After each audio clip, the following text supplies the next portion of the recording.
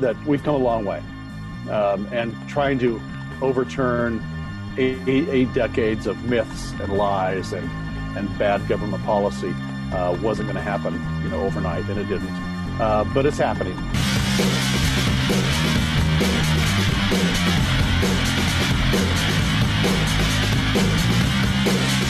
From Acapulco, Mexico, this is Anarchast. Hey everybody, welcome to Anarchast, your home for anarchy on the internet. I've got a great first-time guest coming on. He'll be speaking at Anarchapulco 2020, coming up in February 13th to 16th in Acapulco, Mexico, right here. And it's Michael Bowman, and he's been incredibly instrumental in what you could call the decriminalization or legalization of cannabis or hemp, starting in Colorado, where he really started off, but across the world now, really. He's been incredibly involved. He's essentially a fifth-generation farmer from Colorado, and he's been a hemp advocate for 20 years. And as many of us know, this war on drugs is terrible, and he's been a big part of helping to change that and continues to do that. So really excited to have him on, and he's coming in from California, and it's great to have you on. And the first question I have to ask you is, how did you become a voluntarist? Well, Jeff, I think I've always believed that it's best when society or people in general are not coerced into doing any certain action, and so. I think that when we appeal to our better angels, the best what we can be, and we're living a framework where where we can serve ourselves and then by default our community that way. It's always best to start from that position. Yeah, absolutely. And of course, doing what you do, you've had to deal a lot with governments. That must be a lot of fun, but you've also had a lot of success. So why don't you give us sort of like your entire background on this, because you've been incredibly instrumental in starting to finally get rid of this drug war. Well, my journey really started 20 years ago around a campfire in Zimbabwe. I was doing a lot of work at that time with Holistic Management International on soil health. I grew up on a farm and ranch in rural eastern Colorado, and was always interested in conservation and what we could, better land and being good stewards of what we had. And so spent my winters and off seasons in Africa, and was around a campfire one evening with some Australians, and they were talking about the coercion of farmers in India that have been growing hemp for centuries, being forced to transition their farms to GMO cotton under an arrangement that the government had put in place to force that transition of those farmers. And they were at that time there were and still continues somewhat today a lot of suicides over that. And that culture, if you can't care for your family, there's often the remedy to that is you commit suicide. And the farmers were using the pesticides and herbicides that they'd never used before and were being forced to use as that vehicle to commit the suicide. So I come at that from if you look back at the voluntarist side or the social justice side, even this was it just got at my core. Keep in mind, I didn't know anything about hemp at that particular moment. Our farm was in the western part of the United States, and by the time the 1937 Marijuana Tax Act had been put in place, farms we were just breaking out sod in the West, and so hemp was never a crop for us. So didn't know a lot about it. But then as I started learning about the crop and of its many attributes, that it could use less water, it didn't need pesticides and herbicides. It was great for the soil. We could create a sundry of products from that plant that we could use to develop markets around the world. It just checked all my boxes. And as I, then further went into how did this plant get to be made illegal? Here is something that you can trace back 12,000 years of the Chinese cultures. I mean, the Great Wall of China has hemp fiber in it. The bricks in the Egyptian pyramids have fiber. If you look at Columbus's sails on the ships that came to the United States, those are canvas fiber, and it played a role in the founding of our country. So you have to ask yourself, how did we get here? And so then as we start peeling back that onion and figure out how did we get there, you look at that interaction of, and particularly government and business at that time in 1937, when there was an hysteria that they could play upon with the reefer madness, and some business titans who were very interested in a monopolistic view for their products, And so down that path we went. It started with that Tax Act in '37. It was briefly suspended during the war. Hemp was so important to the war effort that we suspended it in 42, 43, and 44, and forced our farmers to grow it. Actually, they for that, and put the tax back on after the war, and then effectively killed the industry again. And it stayed that way until 1969, when Richard Nixon, in the 1969 and 1970 timeframe, when Nixon was putting the Controlled Substances Act in place, and we know now, because his notes, the notes of John Ehrlichman have been declassified, but we know that they use that as a way to jail and harass people who are anti-war, and particularly people of color, the Latinos and the African American community. So, purely again a political play for Nixon at that time that our government acquiesced to, and so we embarked on a 50-year. We could call it a disastrous war on drugs. We are the incarceration nation. We're about 2% of the world's population, and we have 25% of its prisoners, and a large share of that are people who are in and have been in for minor possession of a plant. So so after learning all of that's a long way of saying after I went through that history, found out what that history was all what that meant and what it was going to take to change it, I got real interested in the policy side. And started doing education in Colorado with a wonderful woman by the name of Linda Parker. The two of us really, took this on with the help of the Canadian consulate at the time in Denver. They opened up their doors to us once a quarter, and we'd bring in law enforcement and legislators and Mothers Against Drug Driving and anybody we could find, farmers, to talk about the plant and its attributes. And so we built a lot of support for the idea of bringing it back at a state level first. I knew that in some other policy work I'd done in changing and affecting federal policy in the United States, it's always best to start at the state level. Start with a good state program, and then you've got something to talk about. So that's what we did. We worked in Colorado building that support, worked up through 2006 to 2010. We went to our legislature and started with a simple resolution that asked that we could support the reintroduction of agricultural hemp. Passed unanimously. This was not a partisan issue. It was one that was just common sense. From there, we went on then to 2012 with the Colorado's Amendment 64, a groundbreaking policy that where Colorado became the first unit of government in the world to end prohibition. A lot of people don't realize that, but we were the first and only government at the time. In the Netherlands, it's actually illegal. They just looked the other way. So that set the course. The first domino had fallen, and in that first ballot, we had the constitutional right. The farmers were given the constitutional right to farm industrial hemp in Colorado. So we took that and then started working in other states. We formed the National Hemp Association. I was the board chair of that in the beginning. We worked to kind of build that state level, state by state.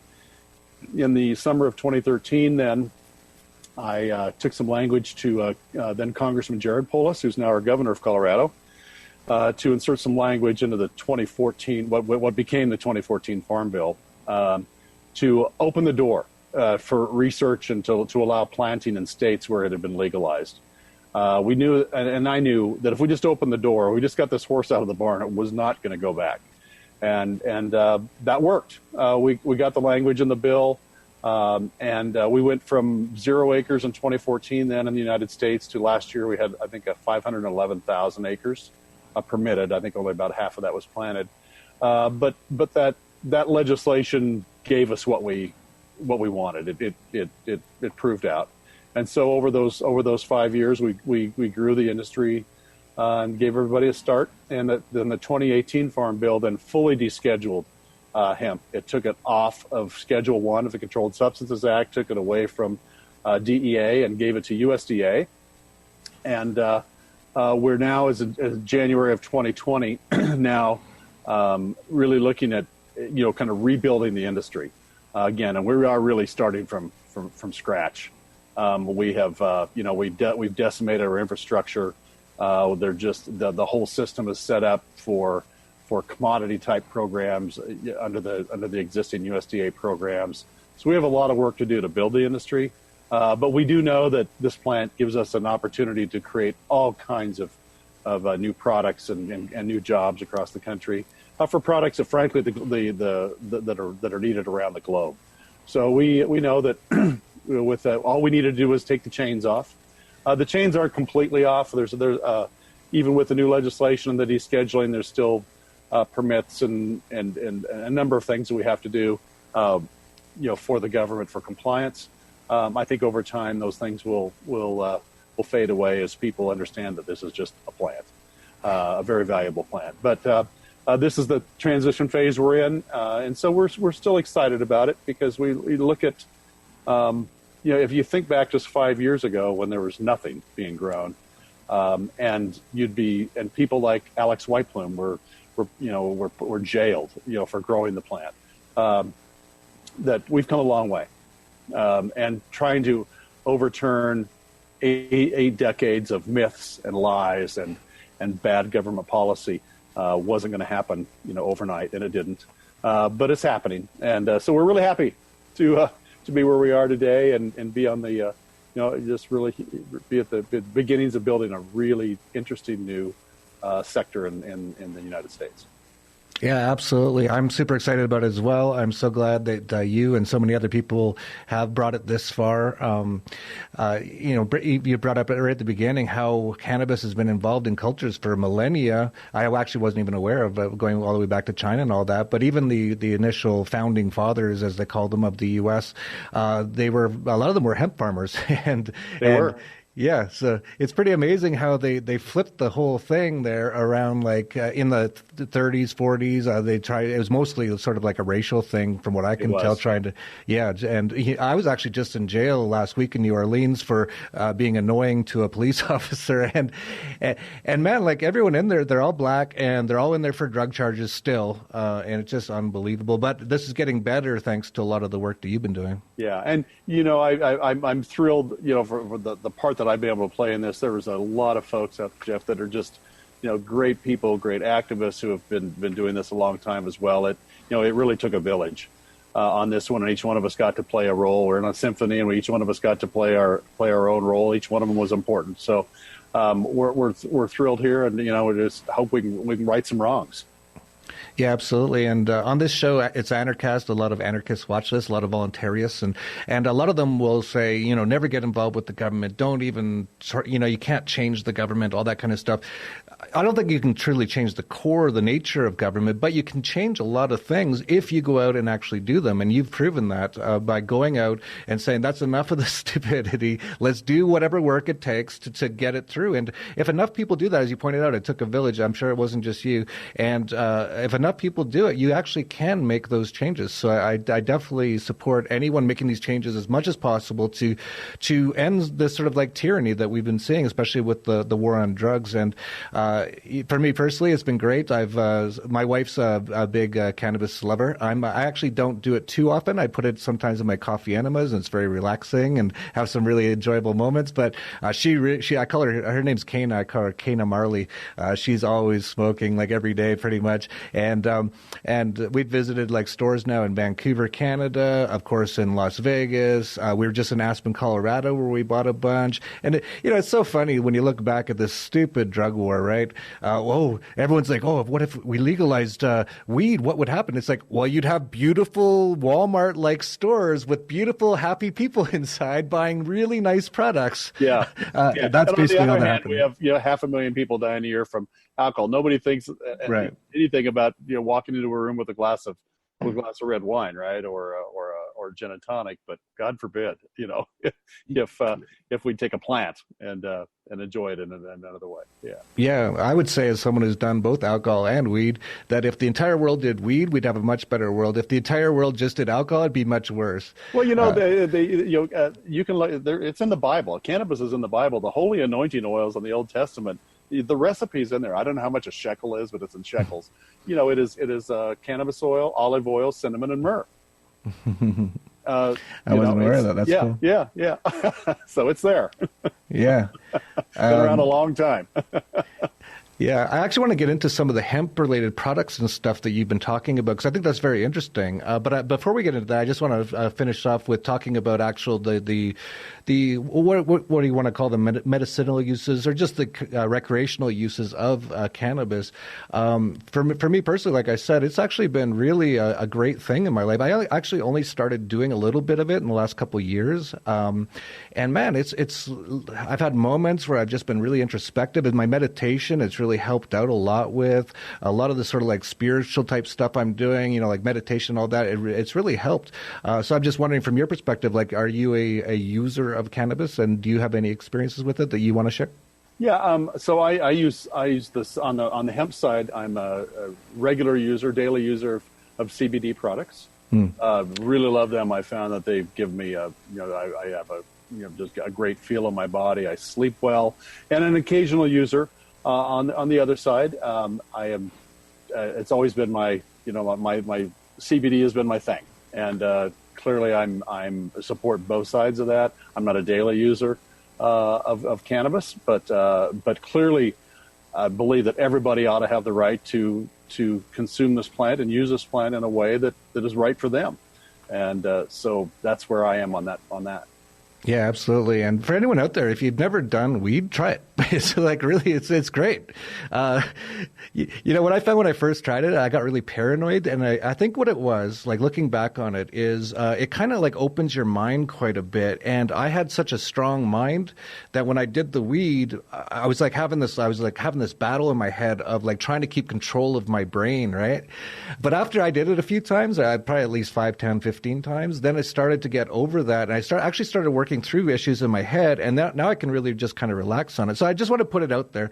If you've never done it, you should really try it. It's really great. I think it's great. And then of course there's different strains for different different maladies. For me, I found one that really helps me. My brain is on all the time, switched on. It's hard for me to wind down at night. So so when I have a particular strain that works really well for me at night when I need good solid sleep, and other people need it for different reasons, to pick them up or for pain. I know a lot of elderly people right now in my mom and dad's generation and their circle that are using it now for pain. People that you would have never imagined a decade ago would have been using it for their health. So thrilled to see that. I mean, I always knew that's when we'd win this game when it was mainstream with Betty White and her crowd. Yeah, absolutely. I've seen so many people. I actually had a friend, sort of like a subscriber to my newsletter. He's kind of like in his 50s or 60s, and he was over at my house a couple of years ago, and he quietly asked me, like, went over to the side. He's like, "Do you have any cannabis?" And I was like, "I think my wife does. Why?" And he's like, "Well, don't tell my wife, but if I smoke a little bit, the pain in my leg goes away." I'm like, "Oh yeah, no problem." But he was like all quiet about it, right? Like, it's kind of funny. It's just all the stigma of the whole thing. From I've always had a problem with just smoke in general, whether it's a cigarette or a cigar, in my lungs. So they've got great products between the tinctures and the edibles that work well for people who struggle with that, like I do. Yeah, I've actually got THC and CBD oil that I put in my enemas. I like coffee enemas. That's another thing that I think they talked about in the Bible. But also we have CBD treats for our dogs, which is great because we have 7 dogs. So over Christmas here we gave them some, so it was very relaxed around the house for a while. So that was great. But there's a lot of other uses as well. Like this is such a massive part of industry for a long time, and it just got wiped away by basically government rules and laws and stuff like that. But you're basically bringing a lot of that back now. So maybe you could just mention like some of the other uses of cannabis and hemp. Oh, happy to. The industry over the last 5 years as it has come back, has been built really on the on the extraction of the flower for the cannabidiol and the number of things that we'd use that for health. But the balance of that plant is where the real long-term value is going to be, I think, excuse me, for the industry, and that is fiber, the textiles, the herd that we can use for bioproducts, animal bedding, the seed head, which gives us both protein that is the most digestible protein known to man, the extracted oil from that, is a perfect blend of omegas that matches fish oil. So I would say, tell everybody, I don't know what your problem might be that you're trying to solve, but I'll bet you that somewhere in that solution set, there's a portion of that hemp plant that would help, be part of that solution. It'd be a great rotational crop for farmers as well. It aerates the soil. It helps bring some, soil health.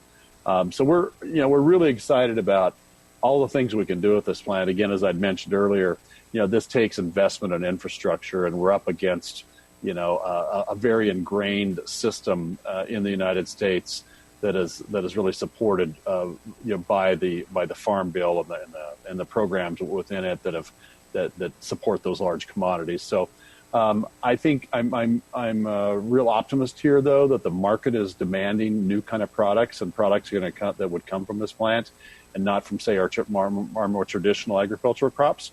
So we really are living in a world where with the technology is giving the consumer the ability to have transparency in products and what and what those products are and where they're from.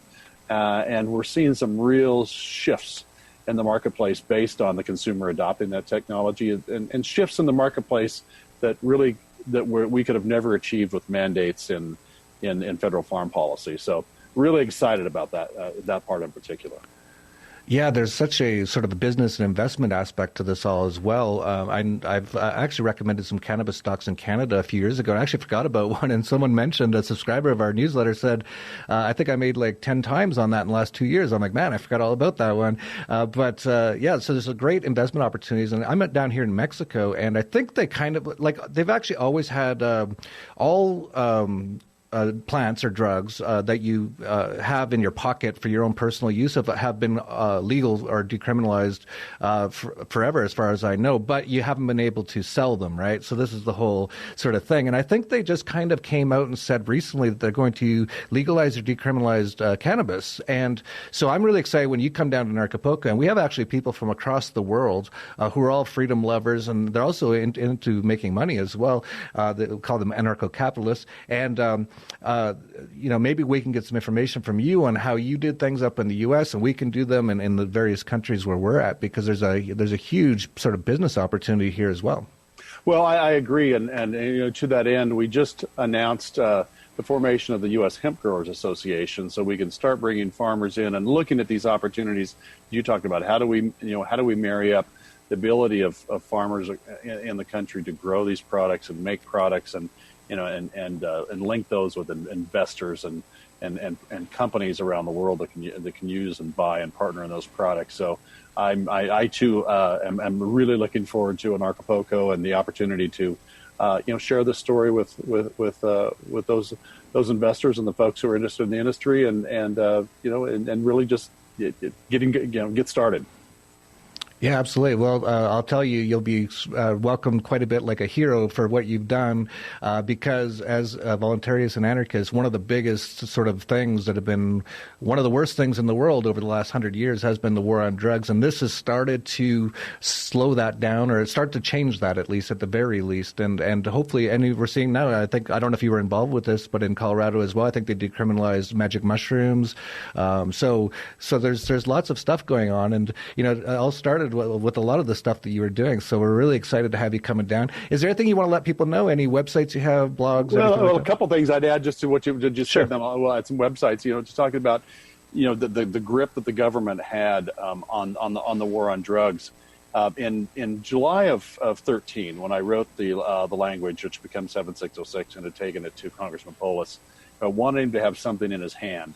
When he was debating it on the floor. So we had a U.S. flag made from industrial hemp fiber, regulation size, silk screened. It was grommeted, regulation flag. He brought it to the floor of the House. This was on June 19th of 2013. When we finished up that night, the vote had been taken. We were walking out of the House late that evening, and the flags fly over the chambers when government's in session. And I looked up and I thought, we're about 2 weeks away from July 4th, and I have an American flag made from industrial hemp. I wonder if we could find a way to get that flag flown over the Capitol on July 4th quietly.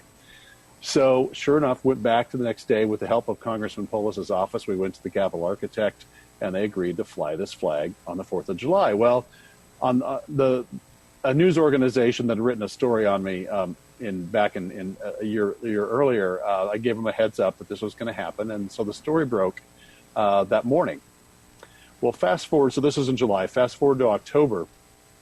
Michelle Leonhardt, who was the DEA administrator at the time, was speaking to the Association of National Association of County Sheriffs, and she told them that on the morning of July 4th of that year, when she woke up and read that there was a hemp flag flying over the U.S. Capitol, that it was the worst day of her 33-year career. That she was against all illegal drugs, even the flag-making kind. That was her. And so, you know, it really gave. I mean, they knew that at some point when the door was open, the gig was up, right? And they couldn't hold on to this lie once the door had been opened. And so, and that statement by her was prophetic, because that horse was out of the barn. And we became on that day, if there was about 1,400 stories written about that flag around the globe, and mostly laughing at the U.S. for our policy on industrial hemp. Because keep in mind, at that time, we were the only G7 nation in the world that didn't allow its farmers. Its farmers were prohibited under federal law to grow, and yet we were the largest consumer market in the world for these products. So, you know, the world looked at us, you know, with a bit of a closed eye. So that just gave you an idea of what you know, as to the grass that they had to have when you go back to that war on drugs, and how they had to just, you know, it was with an iron fist that they had to prosecute with that, because when the lie was over, it was going to be over, and it was going to be over fast.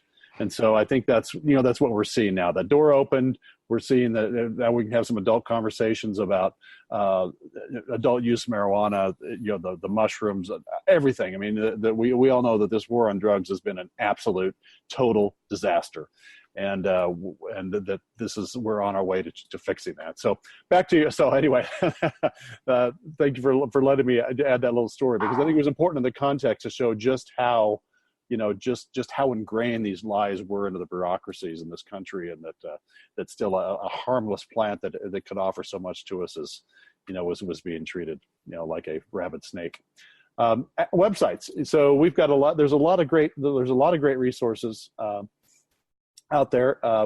Votehemp.org is a great resource for policy issues. The Hemp Industries Association does a great job as well. They're THEHIA.org, I believe.